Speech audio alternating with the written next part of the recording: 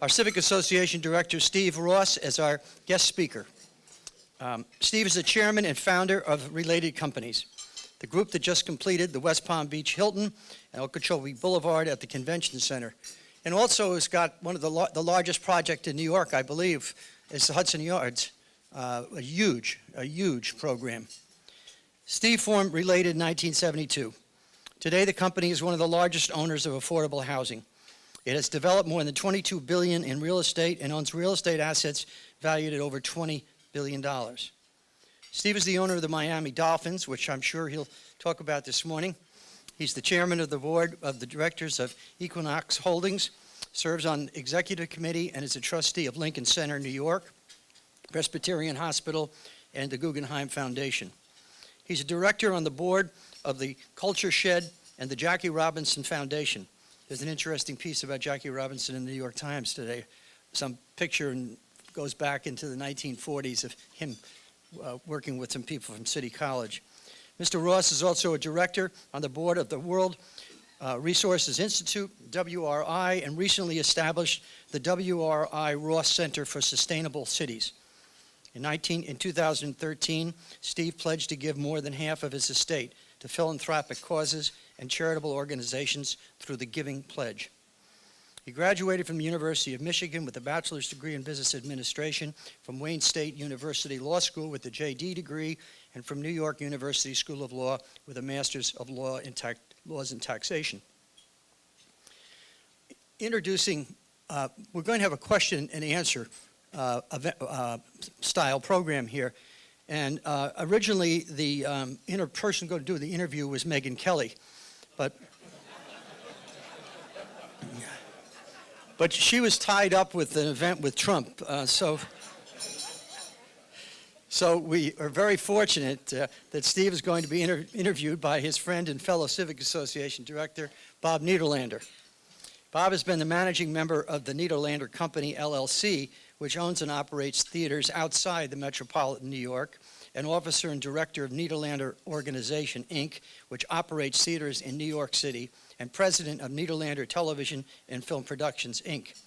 He's a limited partner in the New York Yankees Partnership, and he served for 16 years as an elected regent for the University of Michigan. Bob graduated from the University of Michigan with a bachelor's degree in economics. He earned his JD from the University of Michigan Law School and received an honorary doctorate of laws in 1990 from his alma mater. Steve and Bob, thank you so much for being here this morning. Please join me in welcoming our Civic Association Director, Steve Ross, and Civic Association Director, Bob Nederlander. You go first. You're sitting in the first one. Thanks, Bob. You're over there. Over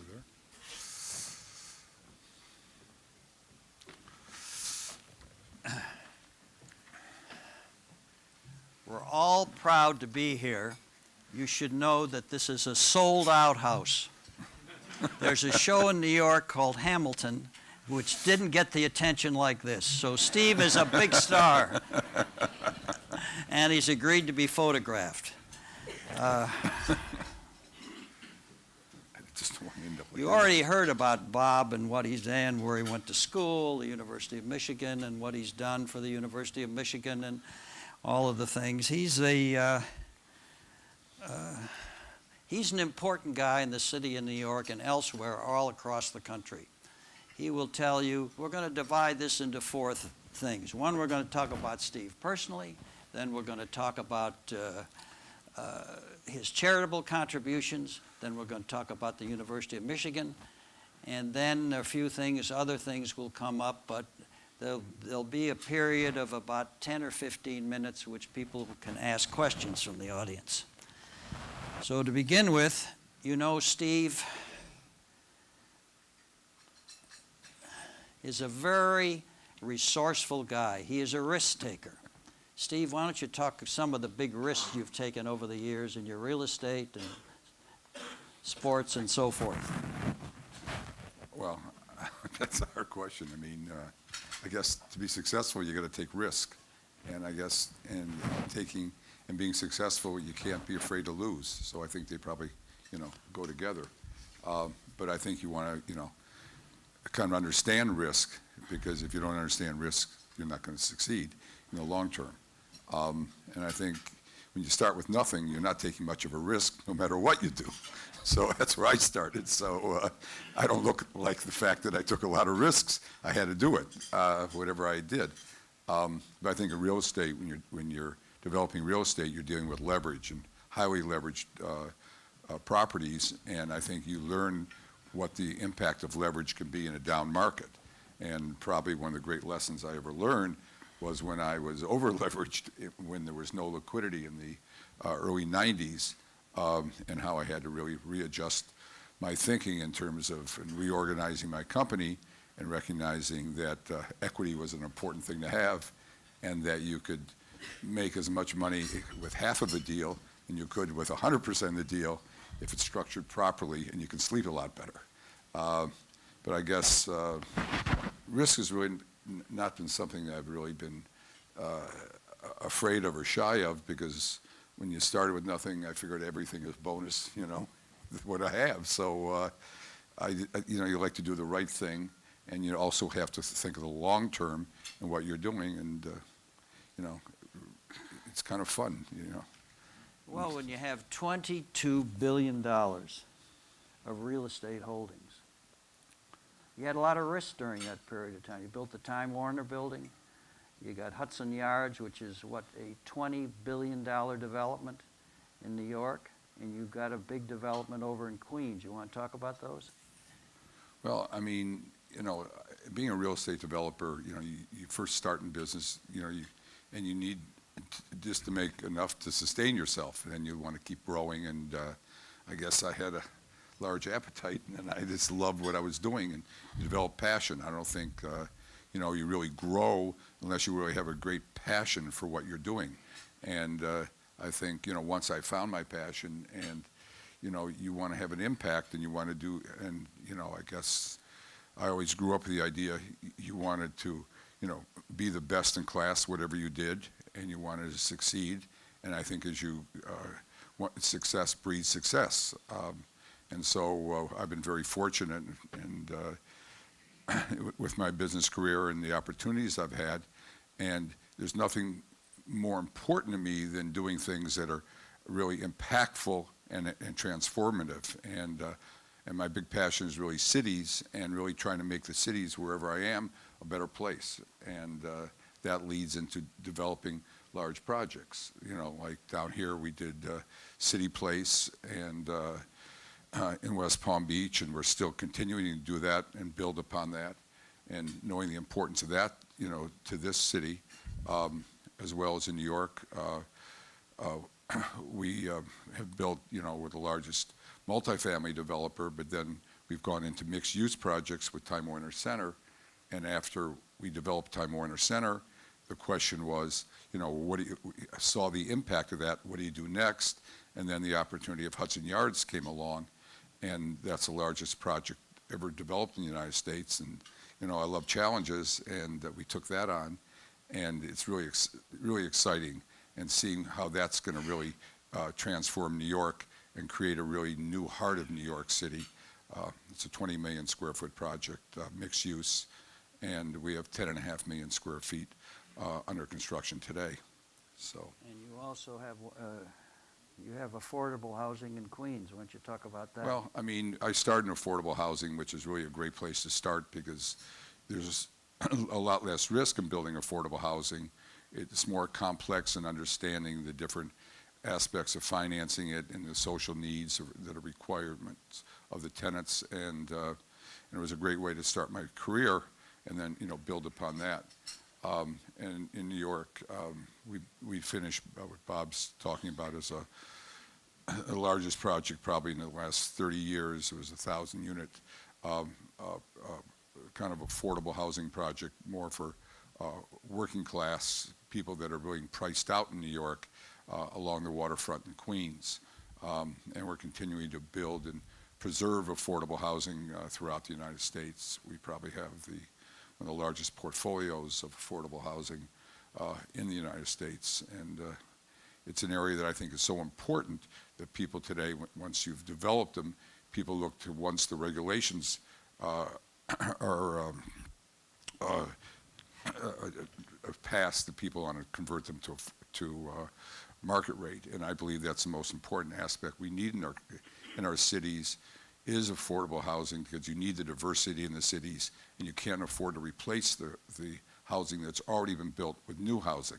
So it's a very important thing, and we've led a really kind of the country in really understanding the preservation of affordable housing, which is so important. Why don't you talk about why the football team, the Dolphins, is so important to you? Because in all of your other projects, you controlled it. You were the deciding person. Now you're one of 32 teams. You can't control the league. All you can control is your own destiny when it comes to football. And you took a big risk when you hired a 37-year-old coach. Want to talk about that? There's a lot of questions there. Yeah. Well, first, I bought the football team because it was always a passion of mine. I love sports, and as a kid, I played football. But if I wasn't good enough, I'd say, well, one day I want to own a team. But when the opportunity came, and it was Miami, because I went to high school in Miami and lived there for many, many years. I really, seized the moment, and it was very exciting being able to own the Miami Dolphins, and, the challenge of trying to create a winner, which I find is a lot harder than I thought it would be. It's not quite like business. It's a lot easier to succeed in business than it is creating a winning football team with all the rules they have, and, you know who you want to hire as your coach, what players you like, except with all the rules they have, you can't go signing those players, and trying to put together a winning team is really something really, really challenging. And I'm going to get it right yet. I haven't gotten it right yet, but I got to tell you. How did you choose the 37-year-old coach for Miami? Basically, the way I've grown my business and hiring people is really looking for the brightest people you can find that are hardworking and passionate in what they're doing. And I think that's a formula that always works if you can find the right person. And the person that we found was kind of really met that criteria. He's one of the hardest working, smartest guys that as a young coach, and he's driven, and I think he was the most highly sought of coach, or at least recognized coordinator. And basically, what happens in the National Football League, typically the new head coaches, and every year there's anywhere from 6 to 8 coaches, because it's the most objective thing in the world. Everybody looks at their won-loss records, and there's no other excuses. So that every team, if you're after 3 years, you haven't made the playoffs, you're looking for a new head coach. And that's just the way it is. The fans want it because that gives them hope. Football's one great thing is that there's always hope the next year. It's not like business. You can put aside what's happened the previous years, and you start afresh the new year. And typically the coaches that are selected are either offensive or defensive coordinators or former head coaches who had that experience. And I would say that's probably 95% of the coaches in the National Football League have gone up that way. Instead of getting a retread that really hasn't had a great track record as a head coach, I was looking for somebody that really could be the next, if you will, Bill Belichick, Bill Parcells, really great head coach. And I think we found one, and I'm very excited about the fellow that we found. He lives and breathes it, and he's as bright as anybody you'd ever want to find. And I'm very excited about it. I think I found the right guy. How has owning the football team enhanced other business opportunities? Well, the way I look at life is always kind of, in my business, is always connecting the dots. And I always, knew that in buying a football team, it's the common denominator amongst all of us. Sports. And it also opens the door to so many opportunities. I know, you know, before, you know, you got to call to get appointments with people. If you own the Miami Dolphins, when people know you are, it's easy to get an appointment with anybody just about. So it really opens the doors it's incredible. And also the opportunities that come in and the ability to connect the dots. So I found it very exciting. It's really enhanced myself personally because it's allowed me to diversify a lot of the things that I was doing, and at the same time has really helped my business in terms of also connecting dots both in my business as well as in sports. And there's tremendous opportunities in sports, and sports is becoming more and more of a major profession or industry in this country because of the importance of the content of sports and what it means today. And just like the values of the teams have gone up so much just in a short period of time since I bought it, they've more than doubled the value of sports franchises, at least in the National Football League, and probably that's true of the other major sports leagues. And then the opportunities that arise from owning that and connecting the dots with the team like the football team has really been great in my life in terms of giving me new opportunities and learning about new aspects of business and life. Why don't you talk about soccer and how are you involved in that? Well, I mean, soccer is one area that I saw by owning the Dolphins. In the first year, we had an exhibition game with two of the, I think it was Barcelona and Real Madrid or something like that, or two of the important European teams. And they sold 73,000 tickets in August. And I said, Jesus, if you can fill a stadium that easy, we can't do that with a football game. I said, there's a real market here. And then you looked at all the stadiums across the country that are really underutilized, and knowing the appetite for European soccer in this country, we created a league, which was really the preseason for the European soccer teams, and brought those teams to this country. They were going around and what they called playing friendlies with each other. And sports, what's a friendly? Sports just doesn't go together. So we created a competition and brought them all together in a tournament, and we called the International Champions Cup, and we got Guinness to sponsor it. We got a television contract.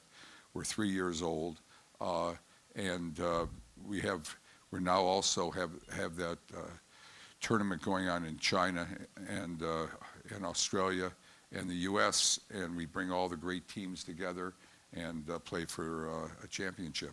So that's something that grew out of it, and I saw it as the ability to really utilize these large stadiums that have plenty of dates available. So and now with the sponsorship and the television contracts we have over 1 billion people that are watching it, and we're in 180 countries with that tournament. So why don't you talk about the University of Michigan? As you may or may not know, the Ross gift is the largest single donation in the University of Michigan history, giving over $330 million to the university. Why don't you talk about that? Well, I went to the University of Michigan. I haven't gone to high school in Florida. It was very important in my life, and I always believe in giving back. And I guess, I believe in the expression, you give till it feels good. And someone got me at the right time, and I believed in it, and I really, have a great deal of love for the University of Michigan. It's a very unique place. It's a great combination of academics and sports, so there's an enthusiasm on campus, and it's just a great place to go. And Bob, you were a regent, and actually my first gift that I forgot, he solicited me, he being a regent at the University of Michigan. See what happened, $330 million. Right, I was living in New York, and that's what it, grew into. Thank you. I don't think it's thank you. I think, why did you do this to me? Hey, But I was fortunate I was able to do it. Steve is a very charitable person. He pledged to give away half of his assets. You want to talk about that with the Gates Foundation and so forth? Why don't you talk about that? Well, I mean, I guess when you start with nothing and you end up and you're in a position and, how much money can you spend and how much can you leave to your kids and how much can you do? And, it's nice to be able to really, give back. I really believe that's something that I guess was ingrained in me as a kid. And fortunately, I was in a position to do it. And it's something, to be able to make the world a better place is, one of the reasons why you live. Well, this is the brochure that the University of Michigan puts out on Steve. It's 1, 2, 3, 4, 5, 6 pages, and he's never seen it. I showed it to him. It's a remarkable life history of what he's done at the University of Michigan and what he's done in the charitable area. And University of Michigan's very proud to have him as an important part of their fixture of helping the university in so many ways that you don't even know. But his continual support has been great for the university, as well as many other causes. You want to talk about other charitable situations you're involved in, the Jackie Robinson situation? Well, I mean, I've been on the board of Jackie Robinson, and that's just, really gives money to underprivileged people to really go to college and help them grow. But I think one of the important things that I'm involved in really came out of football. And many of you might remember the incident we had, the bullying incident we had in Miami 2 years ago. Was on the front page for about at least 2 months anyway. And I guess at that point, I kind of looked into it, and I went back to Detroit, where I grew up, and took a tour with the governor and the Secretary of Housing, and seeing what had happened to Detroit, which I saw was all a question of really racism. And this bullying incident was also really a product of racism, and it came together with me, and having kind of owned that with the Dolphins and being identified with that, I decided that gave me the opportunity to do something positive about racism, which is one of the big issues in our country today. It's always the elephant in the room.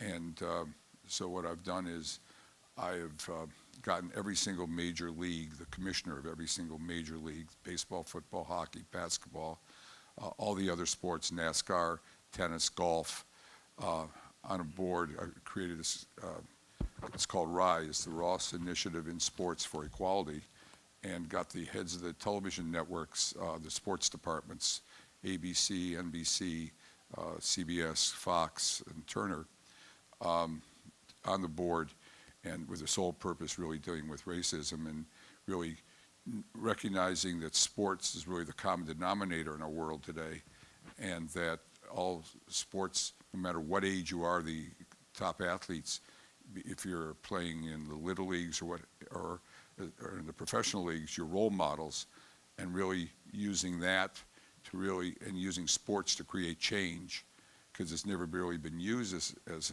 something to really create change, because if there's any place in the world where there is equality, it's really in sports. And I think this is something with education, and we're setting up programs across the country in educating kids when they first start playing sports, and then going on through college, and working with, I know in Michigan, they've, which is really kind of the test case we're using, the governor's gotten behind it, and we're having legislation dealing with education and creating a pledge with anybody playing sports starting in organized sports. So I think it can start having an impact, and I think it's something important, and it's like bringing everything together. But, these are the kind of things that are kind of interesting and fun to do. Well, I have here 3 pages of what Steve Ross has done in the charitable area. And I'm not going to read them because it's quite a list. And we should be very proud of the fact that he's a resident down here. He works hard for people, and he's always available should you need him. Anyone? Now I'm going to open this up to audience questions. Anyone? Alf Dreyfus. Steve, I think it was shortly after we opened the Gravis Center that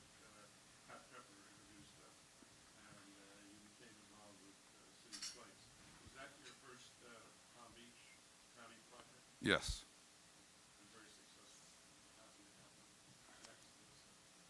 Well, thank you. We're not done yet. Yes, it's great.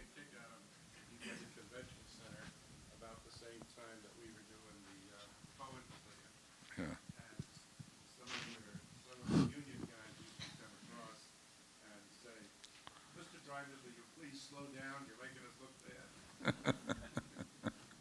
No, I mean, I think this area has really got a lot of great future, and I think, the growth is both, the Kravis Center and City Place, and seeing the thing that's happening in West Palm Beach, I think it's really great for this community. Go ahead. Steve, a lot of parents and even former football players are talking about the fact that they don't want their children to participate in organized football because of the concussion issue. Obviously, the owners have spent a lot of time discussing this. Where do you think this is going to lead, and can it have a significant impact on the future of football? Well, I mean, I think it can have a significant impact, right now when you see movies like Concussion and the impact that's having on people and how they look at it. I think the National Football League recognizes it. They're doing a lot of things and research and trying to really kind of answer the questions, and obviously it's a major concern. And they take, there's so many people, so much is written about those players who are really, kind of identify with the ramifications of the concussions. But there's so many players, and it's such a much larger percentage. In fact, that's a small minority that have had no impact in doing it. And people at the same time love football. I mean, it's really the national pastime. I know many people have expressed that they, would rather not have their children. If I had a child, I'd let them play. But I think there's a lot of research that needs to be done, and I know the league takes it, incredibly serious. I mean, the press doesn't really give them a lot of benefits. I mean, the New York Times is doing everything they can to kill the National Football League, with their views of it. But I think people's passions for football will continue. I mean, it is a great, pastime, and that certainly hasn't lessened. And I think that we will find some type of solution, both between the rules and or if there's a gene that causes concussions when you get hit, or whatever. With the research, we'll find something that really will cause parents to feel a lot less concern, for their children. Over there. Went to the University of Michigan, always thought of it as the bastion of intellectual pursuits. Your contributions were large to the business school and even larger to the sports football team. Do you think, or do you assess football as perhaps the biggest business at the University of Michigan today? Not at all. I mean, not at all. I mean, Michigan is a great academic institution, and most of my dollars have gone to the academic side of it. I recognize what makes Michigan unique is the blend of sports and academics, and the way it creates that the college atmosphere there, which is really unique.